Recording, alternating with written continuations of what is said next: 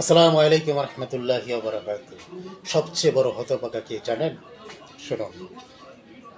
সবচেয়ে বড় হতভাগাকে জানেন?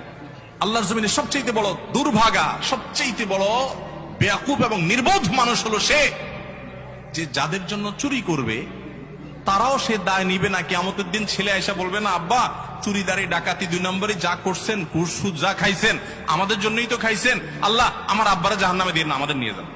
বলবে না ভাই, কোরআন বলেছে ইয়াউমা ইয়াফিরুল মারউ মিন আখিহি ওয়া উম্মিহি ওয়া আবিহি ওয়া সাহিবাতিহি ওয়া বানি।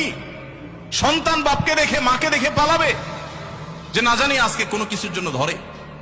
সবাই ইয়ানফসি ইয়ানফসি করবে, যাদের জন্য চুরি করবেন ওরাও দায় নিবে না। আপনার মতো নির্বোধ কে হতে পারে? সন্তানকে চুরির সম্পদ দিয়ে বড় করবেন না, সততা দিয়ে বড় করেন। আমাদের সমাজে আজ ঘরে ঘরে সেই মা বাপ আছে যে মা বাপ চায় আমার সন্তান